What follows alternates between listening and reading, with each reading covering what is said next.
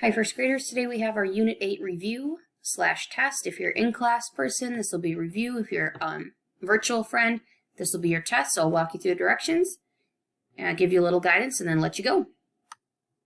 So for number 1, we want to group ones to make the tens. So it says Grace has 18 apples. You're going to fill up the box. Remember, it's like a 10 frame. And put the extra apples to the side. Jake has 24. Fill up his boxes, put the extras on the side.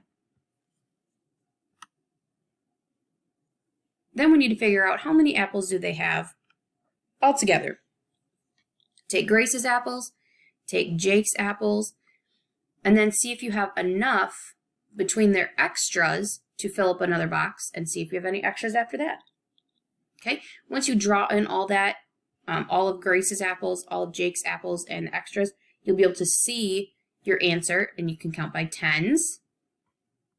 Count up your extra ones, put in your answer, and your label. Remember what this whole problem is about. Okay, for number 2, we have to decide, is the total correct, yes or no? So you might want a piece of paper on the side so that you can do this adding for yourself to find out if this is actually true. So I would set these up in vertical form, find the answer, and then see if the answer matches. If you do come up with the same answer, you would fill in yes. If you do not come up with the same answer, you would fill in no. So do that for all of these for number 2. All right, for 3, 4, 5, and 6, they already put them in vertical form for you. All you have to do is add the 2-digit numbers.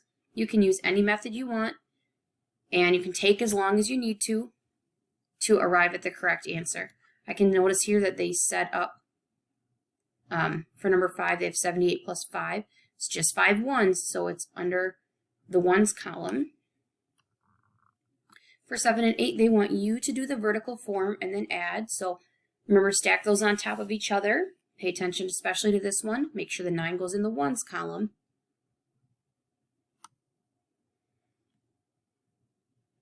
Okay, for number 9 and number 10, it would be good to have that extra piece of paper again, because you're going to need to figure out the totals that equal 55.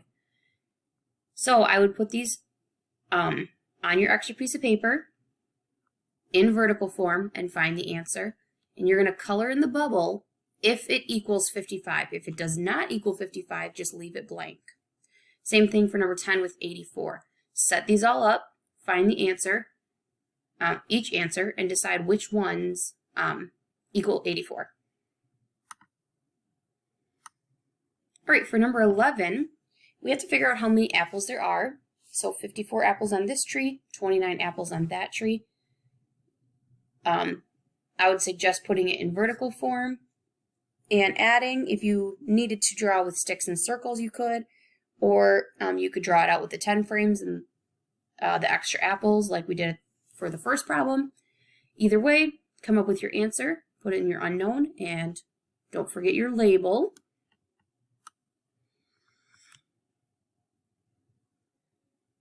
And for number 12 and 13, we have to choose the correct answer. Again, put them in vertical form, solve. Once you find your correct answer, see where it is over here and color in the matching bubble. Same for 13. Okay, this is similar to our mathematical practice lesson that we did earlier. How many peaches are there? Show your work. 48 peaches in this bucket. 37 peaches in this bucket. Put 48 and 37 equals answer and label.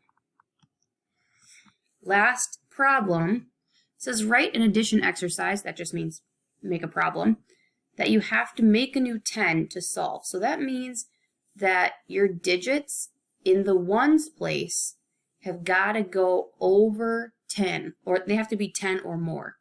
So for example, you can use 5 plus 5, you can use 5 plus 6, you can use pretty much anything that's going to get you a total in your ones place that is above 10 so that you can make a new 10. So you got to use those 2-digit numbers. It also asks you to make a proof drawing. So these are your directions for the day. you can go ahead and go back to the start, have that extra piece of paper on the side so you can do your equations. And then once you're finished, congratulations, your work is done for the day. Sometimes this can take 2 days, depending on the pace of the class.